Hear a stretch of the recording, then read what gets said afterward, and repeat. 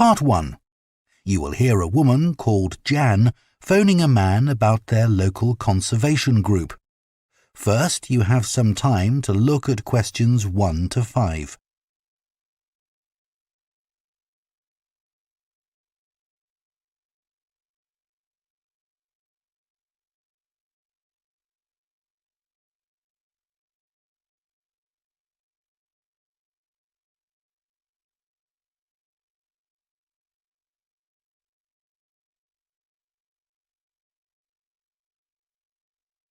Now listen carefully and answer questions 1 to 5.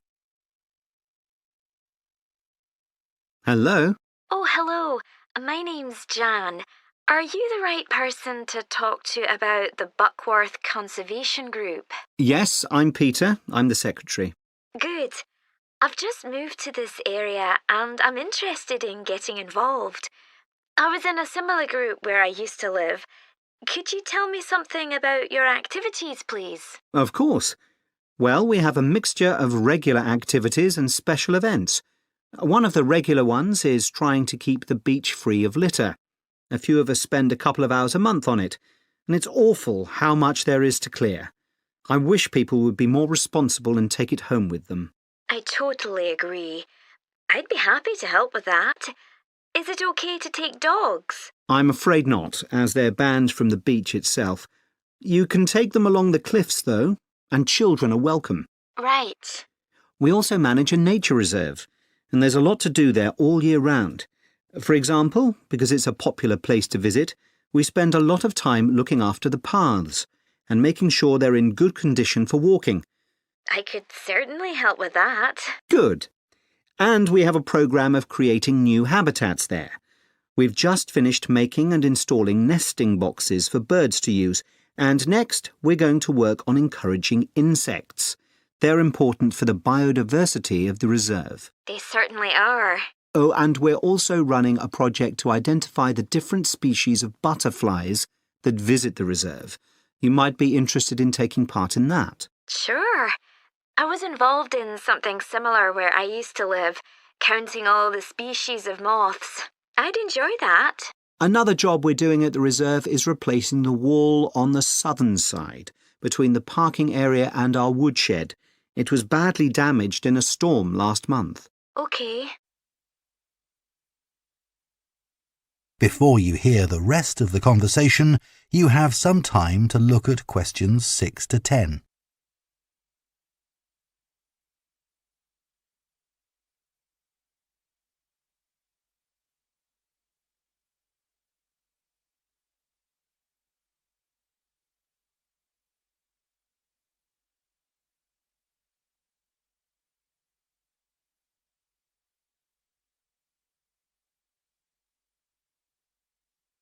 Now listen and answer questions 6 to 10.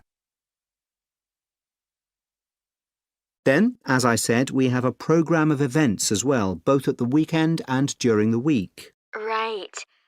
I presume you have guided walks. I'd like to get to know the local countryside as I'm new to the area. Yes, we do. The next walk is to Ruston Island a week on Saturday. We'll be meeting in the car park at Dunsmore Beach at low tide.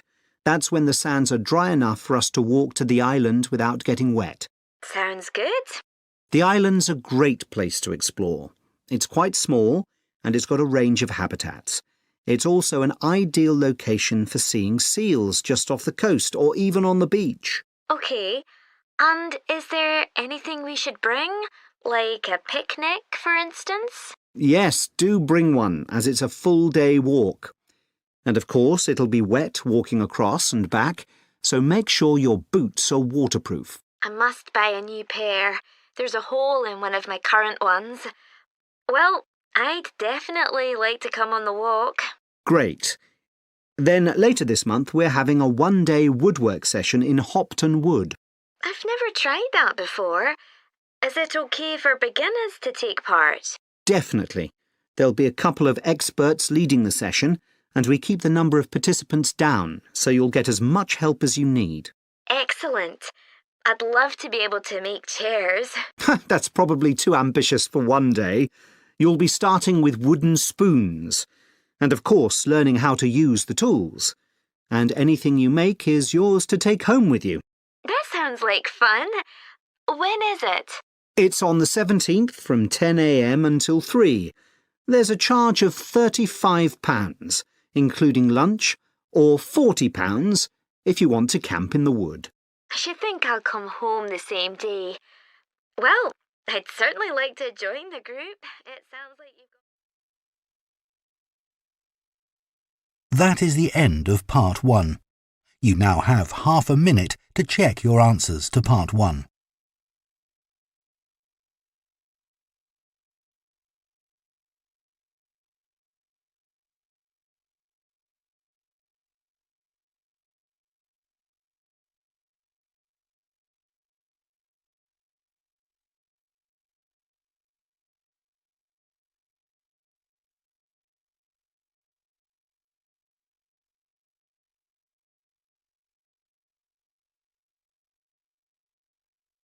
Part 2. You will hear a tour guide, Lou Miller, speaking to a group of people about a boat trip they are going to take around the Australian island of Tasmania.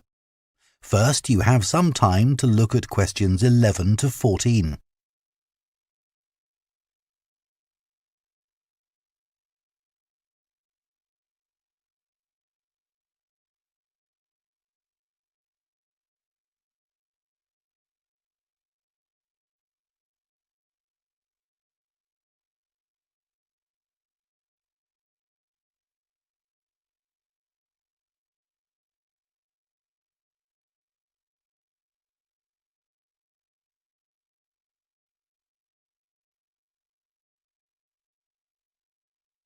Now listen carefully and answer questions 11 to 14. So, hello everyone. My name's Lou Miller and I'm going to be your tour guide today as we take this fantastic boat trip around the Tasmanian coast. Before we set off, I just want to tell you a few things about our journey. Our boats aren't huge, as you can see. We already have 3 staff members on board. And on top of that, we can transport a further 15 people, that's you, around the coastline. But please note, if there are more than 9 people on either side of the boat, we'll move some of you over. Otherwise, all 18 of us will end up in the sea. We've recently upgraded all our boats. They used to be jet black, but our new ones now have these comfortable dark red seats and a light green exterior in order to stand out from others and help promote our company. This gives our boats a rather unique appearance, don't you think? We offer you a free lunchbox during the trip, and we have 3 types. Lunchbox 1 contains ham and tomato sandwiches.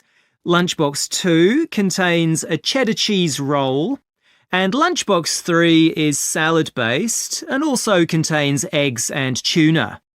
All 3 lunchboxes also have a packet of crisps and chocolate bar inside. Please let staff know which lunchbox you prefer. I'm sure I don't have to ask you not to throw anything into the sea. We don't have any bins to put litter in, but Jess, myself or Ray, our other guide, will collect it from you after lunch and put it all in a large plastic sack. Before you hear the rest of the talk, you have some time to look at questions 15 to 20.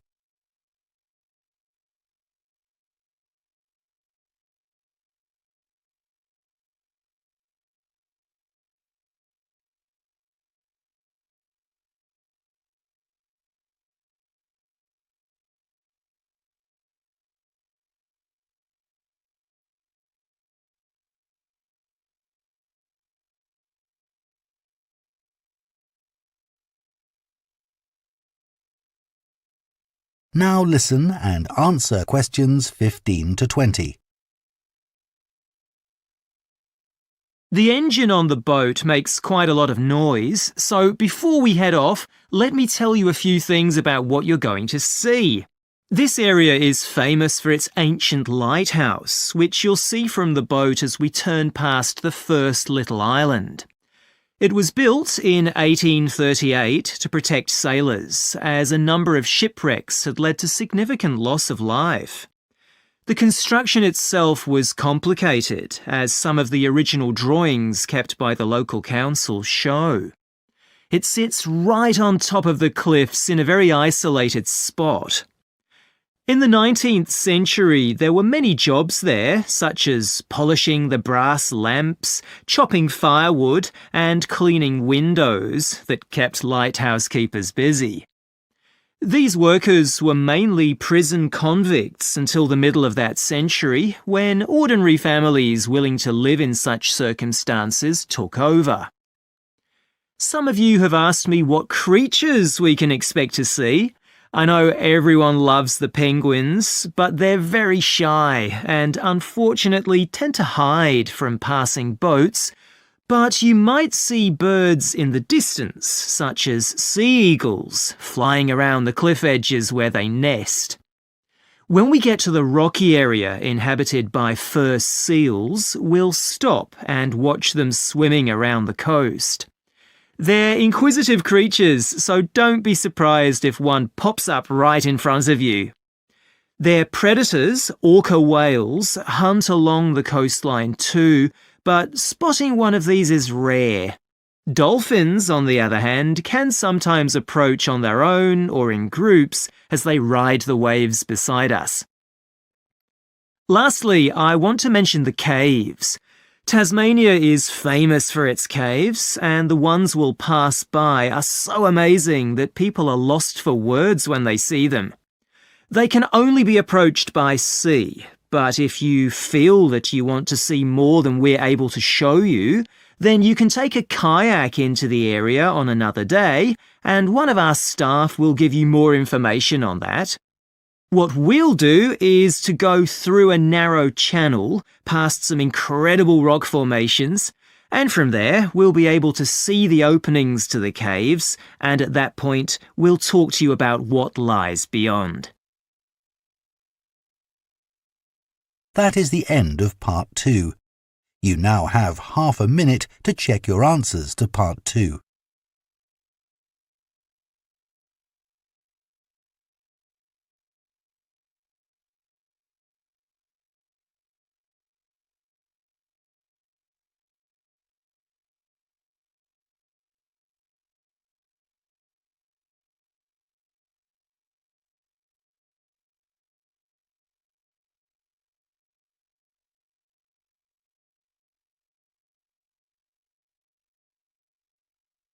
Part 3.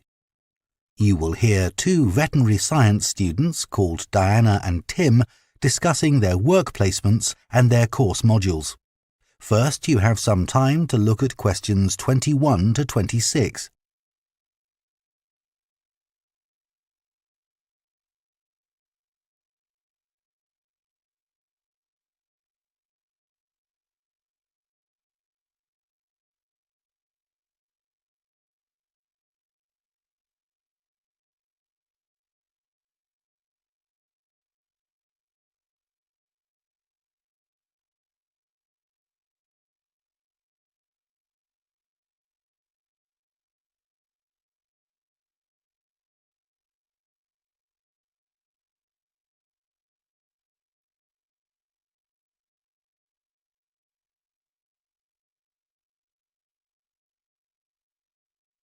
Now listen carefully and answer questions 21 to 26.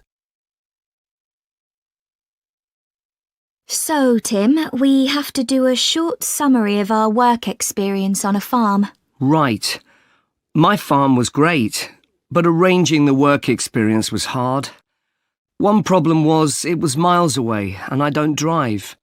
And also, I'd really wanted a placement for a month, but I could only get one for 2 weeks. I was lucky. The farmer let me stay on the farm, so I didn't have to travel. But finding the right sort of farm to apply to wasn't easy. No, they don't seem to have websites, do they? I found mine through a friend of my mother's, but it wasn't easy. No. My farm was mostly livestock, especially sheep. I really enjoyed helping out with them. I was up most of one night helping a sheep deliver a lamb. On your own? No, the farmer was there, and he told me what to do.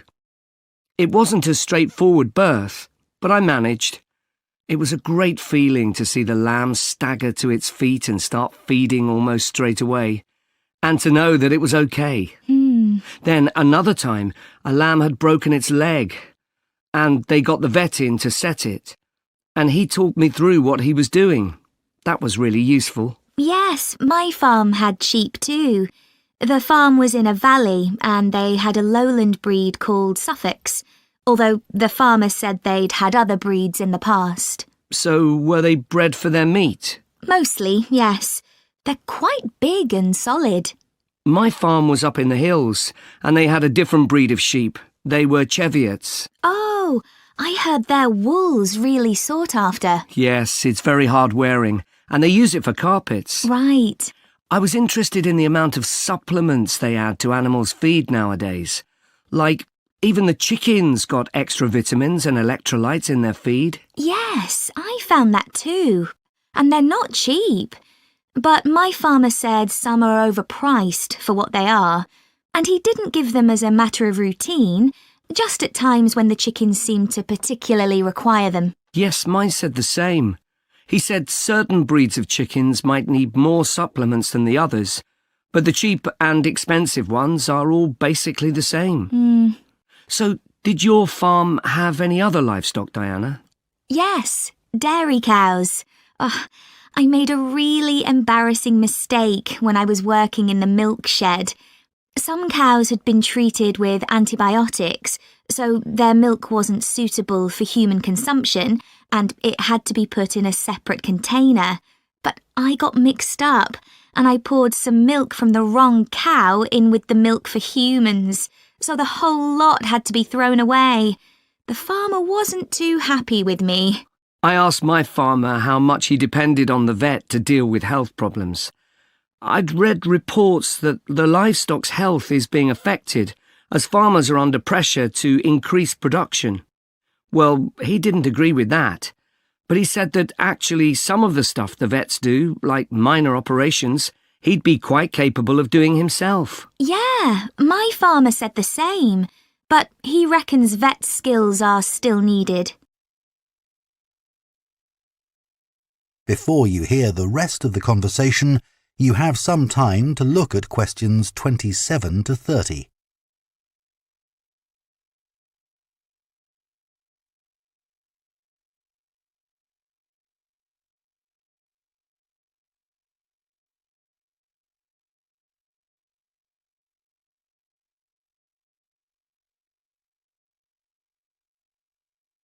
Now listen and answer questions 27 to 30.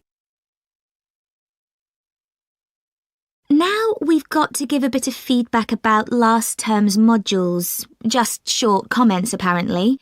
Shall we do that now? OK, so medical terminology. Well, my heart sank when I saw that, especially right at the beginning of the course, and I did struggle with it. I thought it'd be hard, but actually I found it all quite straightforward. What did you think about diet and nutrition? OK, I suppose. Do you remember what they told us about pet food and the fact that there's such limited checking into whether or not it's contaminated? I mean, in comparison with the checks on food for humans, I thought that was terrible. I think the module that really impressed me was the animal disease one, when we looked at domesticated animals in different parts of the world, like camels and water buffalo and alpaca. The economies of so many countries depend on these, but scientists don't know much about the diseases that affect them. Yes. I thought they'd know a lot about ways of controlling and eradicating those diseases, but that's not the case at all. I loved the wildlife medication unit. Things like helping birds that have been caught in oil spills. That's something I hadn't thought about before. Yeah, I thought I might write my dissertation on something connected with that. Right. So, actually, I was thinking something along the same lines. That is the end of part 3. You now have half a minute to check your answers to part 3.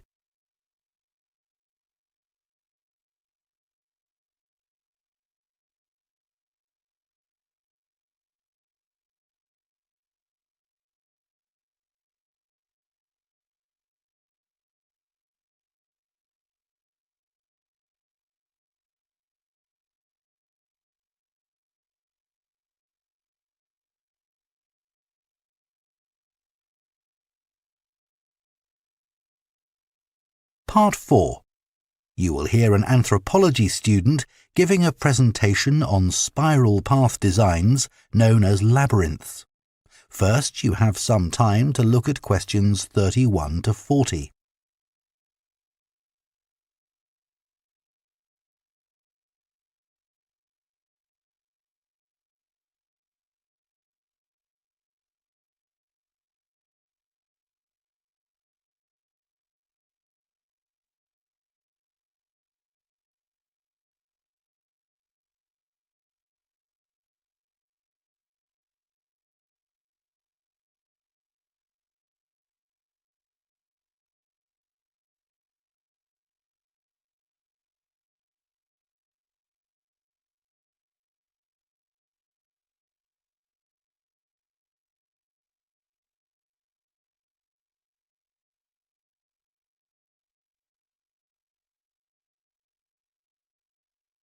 Now listen carefully and answer questions 31 to 40. Labyrinths have existed for well over 4,000 years. Labyrinths and labyrinthine symbols have been found in regions as diverse as modern-day Turkey, Ireland, Greece, and India. There are various designs of labyrinth, but what they all have in common is a winding spiral path which leads to a central area. There is one starting point at the entrance, and the goal is to reach the central area. Finding your way through a labyrinth involves many twists and turns, but it's not possible to get lost, as there is only one single path.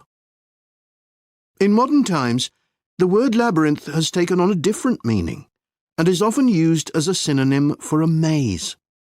A maze is quite different, as it is a kind of puzzle with an intricate network of paths. Mazes became fashionable in the 15th and 16th centuries in Europe and can still be found in the gardens of great houses and palaces. The paths are usually surrounded by thick, high hedges so that it's not possible to see over them. Entering a maze usually involves getting lost a few times before using logic to work out the pattern and find your way to the centre, and then out again. There are lots of dead ends and paths which lead you back to where you started. The word maze is believed to come from a Scandinavian word for a state of confusion. This is where the word amazing comes from. Labyrinths, on the other hand, have a very different function. Although people now often refer to things they find complicated as labyrinths, this is not how they were seen in the past.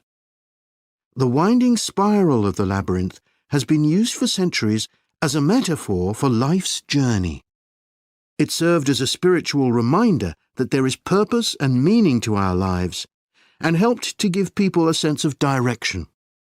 Labyrinths are thought to encourage a feeling of calm, and have been used as a meditation and prayer tool in many cultures over many centuries. The earliest examples of the labyrinth spiral pattern have been found carved into stone, from Sardinia to Scandinavia, from Arizona to India to Africa. In Europe, these spiral carvings date from the late Bronze Age. The Native American Pima tribe wove baskets with a circular labyrinth design that depicted their own cosmology. In ancient Greece, the labyrinth spiral was used on coins around 4,000 years ago. Labyrinths made of mosaics were commonly found in bathhouses, villas, and tombs throughout the Roman Empire. In northern Europe, there were actual physical labyrinths designed for walking on. These were cut into the turf or grass, usually in a circular pattern.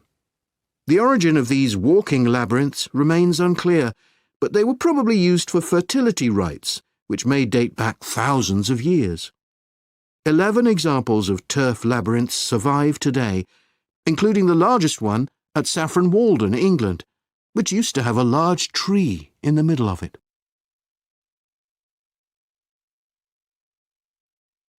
More recently, labyrinths have experienced something of a revival.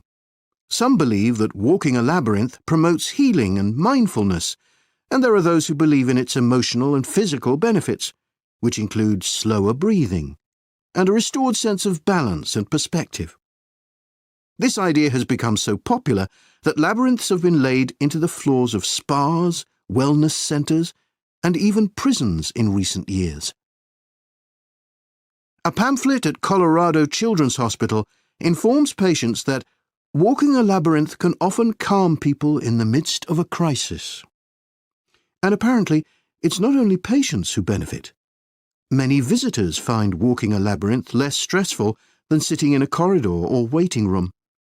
Some doctors even walk the labyrinth during their breaks. In some hospitals, patients who can't walk can have a paper finger labyrinth brought to their bed.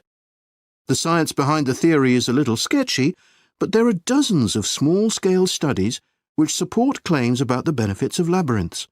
For example, one study found that walking a labyrinth provided short-term calming, relaxation and relief from anxiety for Alzheimer's patients. So what is it about labyrinths that makes their appeal so universal?